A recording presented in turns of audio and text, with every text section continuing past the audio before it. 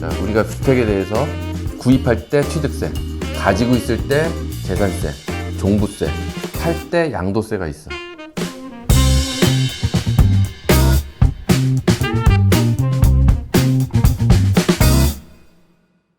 사람들이 질문을 합니다. 주택이 하나 있는데 하나를 더 사면은 1가구 2주택입니까? 아닙니까? 근데 그 계산하는 방법이 다 다른 거야. 어떻게 다르냐? 자, 우리가 주택에 대해서 구입할 때 취득세, 가지고 있을 때 재산세, 종부세, 팔 때 양도세가 있어. 그런데 취득을 할 때는 이 단위를 어떻게 매기느냐면은 가구당으로 매겨. 그래서 주민등록상 등재돼 있는 가족들이 몇 채를 보유하고 있느냐에 따라서 1주택자냐 다주택자냐를 따진다고. 그 다음에 재산세는 다주택하고 아무런 상관이 없어. 주택에 대해서 얼마의 세가 나와. 만약에 둘이서 공동명의를 하고 있다면 그냥 반반 나오는 거고, 혼자 다 가지고 있으면 다 나오는 거고. 그 다음에 종부세. 종부세는 합산의 단위가 부부야. 그래서 만약에 가족이 다 같이 엄마 한 채, 아빠 한 채, 아들 한 채 이렇게 가지고 있다면 아들은 독립적으로 한 채를 가지고 있는 거고, 부부 둘이서 두 채를 가지고 있잖아. 그래서 이 사람들은 2주택자가 돼. 그런데 세금을 실제로 계산을 해서 부과하는 기준, 다주택이냐 아니냐를 따질 때는 부부가 합산으로 해서 2주택인데 엄마가 하나, 아빠가 하나 가졌기 때문에 이 각각은 종부세에 대해서는 1주택자로 세금을 계산해.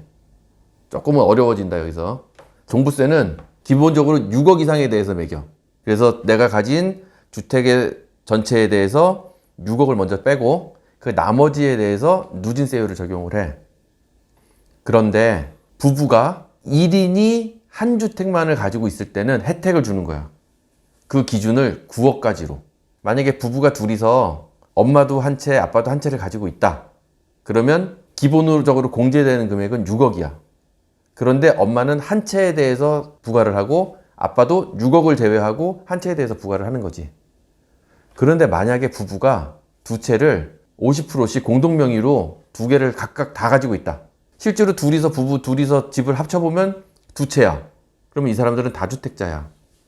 그리고 엄마는 하나 가지고 있던 거에서 50%에 대한 기준 시가, 그 다음에 두 번째 집에 대해서도 50%에 대한 기준 시가를 합친 금액에서 6억을 제외하고 나머지에 대해서 부과를 하겠지.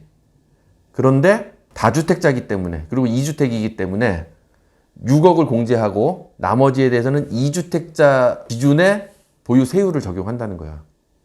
그러면 아빠도 그렇게 적용을 해. 각각이 그 공동명의였기 때문에. 자, 그러면 종부세는 만약에 부부가 각각 한 채씩 두 채를 가지고 있을 때와 두 채를 다 공동명의로 가지고 있을 때 어떤 게 종부세가 많이 나오겠어? 부부가 공동명의로 두 채를 다 가지고 있을 때는 종부세가 더 많이 나오게 돼 있어. 그런데 그러면 종부세 때문에는 당연히 부부가 각각 가지고 있는 게 낫겠네. 그렇게 볼 수 있다. 그런데 여기에서 이제 사람들이 생각을 해야 되는 부분이 생기는 거야.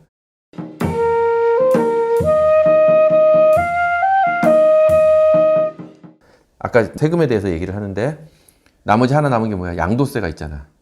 양도세는 이것도 가족에 대해서 부과를 해. 그러면 아까처럼 엄마가 한 채, 아빠가 한 채, 아들이 한 채 가지고 있어. 그러면 이 집은 세 채를 가지고 있는 거야.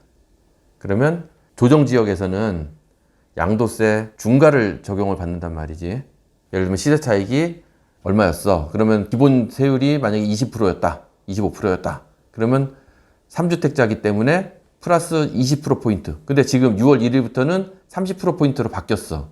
그러면 20%가 아니라 50%의 양도세를 내게 되는 거야. 그런데 부부가 공동명의로 가지고 있을 경우에는 각자의 소득으로 계산을 한다고.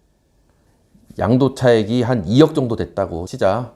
만약에 부부가 공동명의로 가지고 있어. 그러면 엄마도 1억, 아빠도 1억. 그러면 각각 1억에 대한 양도차익은 대략적으로 한 25% 정도 나와.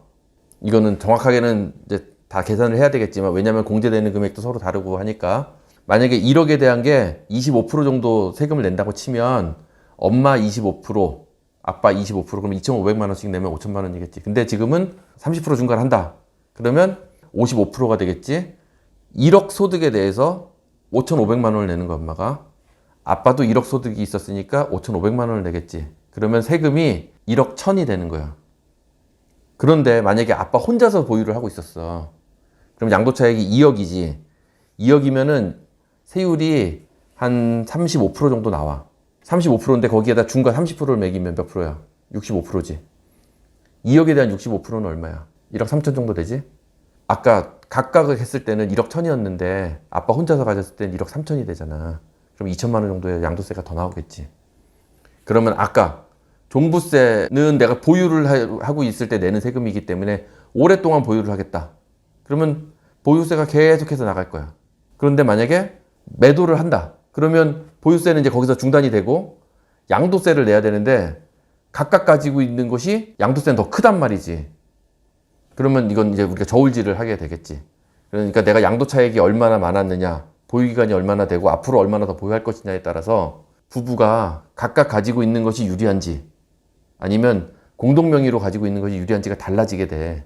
어쨌든 양도세를 낼 때도 지금 이제 가족에 대해서 다주택인지 아닌지 몇 주택인지를 산정을 하게 된다는 거야. 그런데 이게 세법이 또 바뀌어서 지금은 분양권까지도, 예전에는 분양권은 주택이 아니었기 때문에 주택 수로 산정하지 않았었어. 근데 지금은 그것마저도 주택 수에 포함을 시킨단 말이야. 그러니까 주택을 보유를 어떤 명의로 어떻게 분산해서 가지고 가느냐, 이게 굉장히 중요한 포인트가 되고 있다는 거지 지금은. 근데 이런 것들이 각각의 케이스마다 너무나 다르기 때문에 어떤 게 더 유리하다라고 표현을 해주기는 좀 어렵고, 아무튼 주택수를 산정하는 기준이 그렇게 다르다는 걸 얘기를 해주고 싶었어.